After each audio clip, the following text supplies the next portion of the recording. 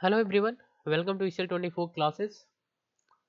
जावा की इस learning series के अंदर आज की जो हमारी टॉपिक्स है, एक्सेप्शन हैंडलिंग इन जावा।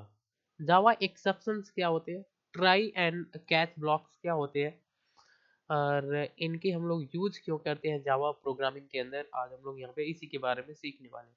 तो चलिए हम लोग देखते हैं एक्सेप्शन क्या होती है, किस तरीके से ये काम करता है।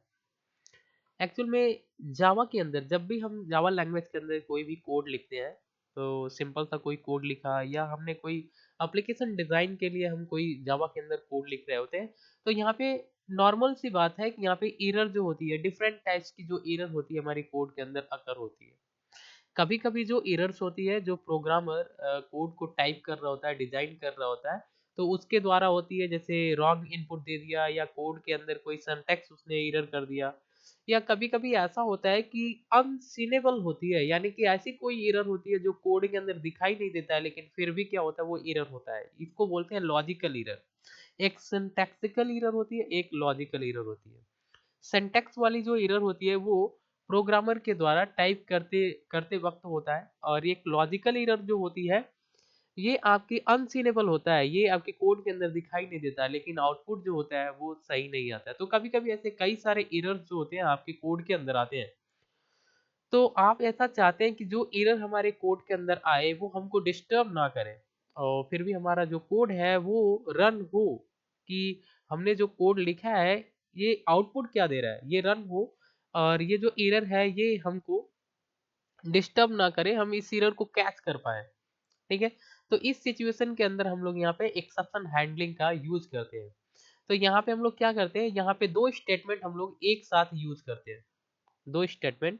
अब ये दो स्टेटमेंट जो होता है, इसमें आपकी एक आती है ट्राई एंड कैच। ये दो स्टेटमेंट होता है जो एक साथ आती है, और इन दोनों को एक साथ हम लोग यूज करते हैं एरर को फाइंड करने के लिए, खोजने के लिए, उसको कैच करने के लिए, और फिर उसको डिस्प्ले करने के लिए। यानी कि कोई भी एरर आपका अगर कोड के अंदर है तो उसको टेस्ट करना, और फिर उसको कैच करना, फिर डिस्प्ले करना। तो इस सिचुएशन के अंदर हम लोग यहाँ पे दो स्टेटमेंट यूज करते हैं, ट्राई एंड कैच, और ये दोनों एक साथ यूज किए जाते हैं कोड के अंदर।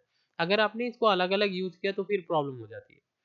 देखिए, ट्राई जो स्टेटमेंट होती है ये हम लोग तब यूज करते हैं जब हमको लगता है कि कोई एक हमने कोई ब्लॉक बनाया है, यानी कि जावा का एक हमने एक कोई कोड लिखा है, उस कोड के अंदर हो सकता है कोई एरर होगा, तो उस कोड को हमको ट्राई ब्लॉक के अंदर यानी ट्राई स्टेटमेंट के अंदर डाल देना होता है।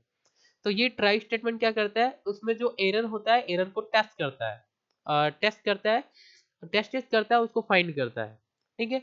और फिर हम लोग क्या करते हैं, उसके जस्ट नीचे कैच स्टेटमेंट को यूज करते हैं। तो कैच स्टेटमेंट क्या करता है, जो ट्राई ब्लॉक के अंदर जो भी एरर हमको मिलता है, टेस्ट किया गया होता है, उस एरर को ये कैच करता है और डिस्प्ले करने में हेल्प करता है। तो ये इसलिए हम लोग क्या करते हैं, ट्राई एंड कैच दोनों को एक साथ यूज करते हैं। तो ट्राई और कैच जो होता है, ये दोनों कीवर्ड एक साथ एक पेयर में आते हैं। तो कैसे आते हैं, एक एग्जांपल ले लेते हैं ताकि आप इसको अच्छे से समझ पाए। तो यहाँ पे हमने एक एग्जांपल लिया है जिसमें हम ट्राई एंड कैच को एक साथ यूज करेंगे। तो यहाँ पे सबसे पहले हम क्या किए, यहाँ पे क्लास बनाया, हमने लिखा पब्लिक क्लास मैन, मेन नाम का हमने एक क्लास बनाया। आप जो चाहे वो क्लास का नाम दे सकते हैं। क्लास की बॉडी हमने ओपन किया, इसके जस्ट नीचे हमको यहाँ पे मेन मेथड अप्लाई करना होता है। तो लिखेंगे public static void main string arg। हमने यहाँ पे मेन मेथड को यूज कर लिया। फिर हमने इस मेन मेथड को यहाँ पर क्या किया, ओपन किया है। तो ये हमारी मेथड है, मेन मेथड, और ये हमारे क्लास का नाम है मेन। ठीक है। आप यहाँ पे अपना अपने अकॉर्डिंग यहाँ पे कोई भी क्लास दे सकते हैं। अब इसके जस्ट नीचे हमको यहाँ पे ट्राई स्टेटमेंट को यूज करना है। तो हमने लिखा यहाँ पे ट्राई, ट्राई स्टेटमेंट को हमने क्या किया, यहाँ पर ओपन किया करली ब्रैकेट से। इसके अंदर हमने एक एरे बनाया है, लिखा हमने इंट, ये एरे का सिंबल है, और एन, एन हमारा एक एरे है। एरे के अंदर हमने यहाँ पे 3 एलिमेंट रखा है, ये हमारा 1 है, 2 है एंड 3 है। याद रखिए ये हमारा 0 नंबर इंडेक्स पे है, ये 1 पे है, और ये हमारा 2 नंबर इंडेक्स पे है। तो इस तरीके से हमने एक एरे बनाया जिसके अंदर हमने यहाँ पे 3 ब्लॉक बनाया, जिसके अंदर पहले में 1 रखा है, 2 एंड 3, ये 0 1 एंड 2 ये इंडेक्स नंबर है। ठीक है। और ये हमारे एलिमेंट इसमें हमने रख लिया।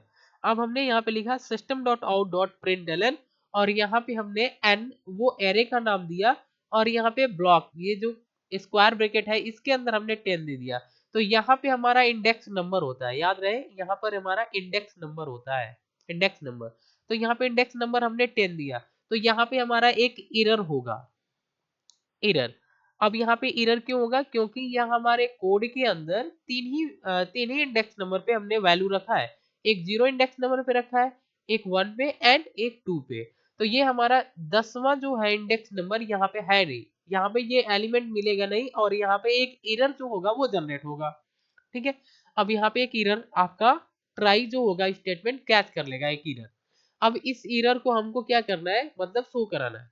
तो यहाँ पे हम क्या करेंगे, जस्ट नीचे, इसके नीचे, याद रहे इसके जस्ट नीचे ट्राई ब्लॉक को हम यहाँ पे पहले क्लोज करेंगे कर्ली ब्रैकेट से, और इसके बाद हम लिखेंगे कैच, और यहाँ पे हमको लिखना है कैपिटल ई होना चाहिए, याद रहे यहाँ पे लिखना है एक्सेप्शन।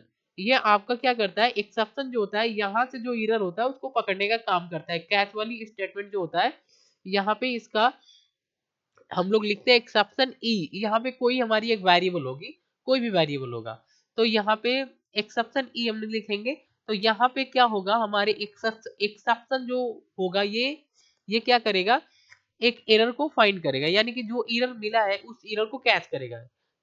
समझ में आ रहा है। अब यहाँ पे हमने क्या किया, कर्ली ब्रैकेट यहाँ पे ओपन किया कैच ब्लॉक का, और इसके अंदर हमको लिखना है system dot out dot println something went wrong. यहाँ पे जो चीज आप मैसेज लिखना चाहे आप लिख सकते हैं, कि यहाँ पे आप ये भी लिख सकते हैं कि यहाँ पर जो हमने इंडेक्स नंबर 10 दिया है वो रॉन्ग दिया है। समझ में आ रहा है, क्योंकि इसी की वजह से हमारा यहाँ पे एरर शो हो रहा है। तो ये जो कैच हमारी जो ब्लॉक है, कैच स्टेटमेंट, ये इसी तरीके से हम लोग यहाँ पे यूज करते हैं। याद रहे आपको लिखना है कैच, और फिर हम यहाँ पे ब्रैकेट लगाएंगे और लिखेंगे एक्सेप्शन ई। तो यहाँ से ये जो हमारा स्टेटमेंट है, यहाँ पे जो एरर होगा वो कैच कर लेगा, और फिर हम यहाँ पे डिस्प्ले कर सकते हैं अपने अकॉर्डिंग। हमने लिखा system dot out dot println, और यहाँ पे हमारी वो मैसेज जो स्क्रीन पे शो होगा, और फिर हमने यहाँ पे कर्ली ब्रैकेट। अब देखिए यहाँ पर क्या होगा, जब आप इस कोड को रन कराएंगे तो यहाँ पे आंसर में जो आएगा वो आएगा समथिंग वेंट रॉन्ग। अब यहाँ पे समथिंग वेंट रॉन्ग क्यों आ रहा है, क्योंकि आपने यहाँ पे देखा इंडेक्स नंबर हमने यहाँ पे 10 दिया है, जो कि ये रॉन्ग है। तो यही जो एरर है वो कैच स्टेटमेंट क्या कर रहा है, इसको पकड़ लिया, और ये हम लोग एक्सेप्शन ई, ये जो हमारी सिंटेक्स का ही पार्ट है, कैच एक्सेप्शन ई, इस तरीके से लिखना है। अब यहाँ पे जब ये हम लोग एक एरर को पकड़ लिए, तो फिर हम यहाँ पे एक मैसेज के रूप में डिस्प्ले कर सकते हैं। ठीक है, तो चलिए हम इस कोड को रन करा के आपको दिखा रहे हैं। सबसे पहले आप इस कोड को क्या करेंगे, नोटपैड के अंदर टाइप करेंगे। इस तरीके से नोटपैड के अंदर आप आ जाएंगे, पब्लिक क्लास, यहाँ पे क्लास का नाम आप लिख लेंगे जो भी हमने यहाँ पे मेन1 दे दिया। आप यहाँ पे चाहते हैं कोई क्लास का नाम और बदलना, तो आप यहाँ पे क्लास का नाम और बदल सकते हैं। तो जैसे मान लीजिए हमने यहाँ पे दिया एरर दे दिया, एरर। ठीक है, तो आप जो चाहे वो रख सकते हैं। इसके बाद आप यहाँ पे इस तरीके से मैन मेथड को यूज कर लेंगे। ट्राई ब्लॉक के अंदर वो आपका कोड होगा जिसके अंदर आप एरर करके एरर को टैग करना चाहेंगे, आप पकड़ना चाहेंगे। तो हमने यहाँ पे एरर यहाँ पे डाल दिया है। ठीक है, इसके जस्ट नीचे हमको यहाँ पे लिखना है कैच एक्सेप्शन ई। ये कैच ब्लॉक क्या करेगा, एरर को पकड़ेगा, और फिर यहाँ पे हम कोई भी मैसेज डाल देंगे जो भी हमारा एरर रहेगा। तो हमने यहाँ पे डाल दिया system dot out dot println something went wrong. ठीक है, अब हम इसको क्या करना है, इसको रन कराना है। तो आप क्या करेंगे, फाइल में जाएंगे, सबसे पहले आपको इसको सेव करना है, सेव पे क्लिक करेंगे, सॉरी, आप फाइल में जाएंगे, यहाँ पर सेव पे क्लिक करेंगे, आप अपने फाइल का नाम दे देंगे एरर डॉट जावा। यहाँ पे हमने एरर क्यों दिया, क्योंकि यहाँ पे हमने अपने क्लास का नाम एरर रखा है। एक बार मैं आपको दिखाऊं, तो यहाँ पे जो भी आपने अपने क्लास का नाम रखा है वो इसी तरीके से आप यहाँ पे यूज करेंगे, नहीं तो आपका जो है वो कोड रन नहीं होगा। एरर, एरर डॉट जावा। ठीक है, एरर डॉट जावा। उसके बाद आपको क्या करना है, यहाँ पे सेव कर देना है। तो हमने यहाँ पर अपने फाइल को सेव कर दिया, ये हमारा जो है फाइल है, इसको हमको क्या करना है, रन कराना है। तो आप यहाँ पे cmd ओपन करेंगे, cmd, और मेक श्योर आप यहाँ पे डेस्कटॉप पे हो। ठीक है, अब आपको अपने फाइल को कंपाइल करना है, लिखेंगे जावा सी अपने फाइल का नाम एरर डॉट जावा, इसके बाद इंटर करना है। जैसे आप इंटर करेंगे तो ये सक्सेसफुली कंपाइल हो जाएगा, एरर होगा तो शो करेगा। अब देखिए यहाँ पे क्या करना है, हमको ये सी को हटा देना है और इंटर करना है। अब देखिए यहाँ पे आंसर आया समथिंग वेंट रॉन्ग। यहाँ पे क्या आंसर आया? Something went wrong. ऐसा क्यों आ रहा है? क्योंकि यहाँ पे हमारे कोड के अंदर, यहाँ पे कोड के अंदर हमने 10 दिया है। ये हमारी एक ऐसा एरर है जो अनसीनेबल है। समझ में आ रहा है? अगर ऐसा कोई एरर होता, जैसे मान लीजिए यहाँ पे हमने क्या किया, एन के प्लेस पे, सपोज दैट एन के प्लेस पे हमने डी कर दिया।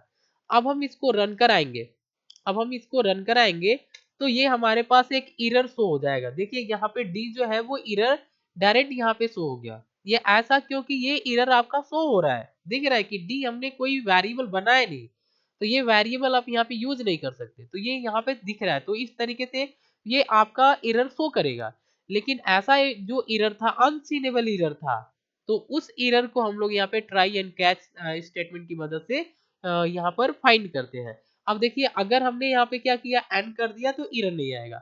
लेकिन अगर हम यहाँ पे इंडेक्स नंबर बदल देते हैं, अगर 1 कर देंगे इंडेक्स नंबर, तो यहाँ पे आंसर हमको 2 मिल जाएगा और कोई एरर नहीं आएगा। अब देखिए हम इसको रन कराते हैं सेव करा के। पहले हम लोग यहाँ पे CLS कर लेते, तो स्क्रीन आपका क्लियर हो गया। अब हम यहाँ पे क्या करेंगे, इसको रन कराएंगे। अब देखिए यहाँ पे 2 हमारा आंसर आ गया, क्योंकि अब हमने जो इंडेक्स नंबर दिया है वो सही दिया है, तो यहाँ पे कोई भी एरर नहीं है। तो इस तरीके से आप यहाँ पे ट्राई एंड कैच स्टेटमेंट को यूज कर सकते हैं अनसीनेबल एरर को फाइंड करने के लिए, कैच करने के लिए और उसको डिस्प्ले करने के लिए। तो आई होप आपको समझ में आया। आज के लिए बस इतना ही। Thanks for watching. अगर ये वीडियो इन्फॉर्मेटिव लग रही है तो चैनल को सब्सक्राइब करिए एंड शेयर करिए। Thanks for watching.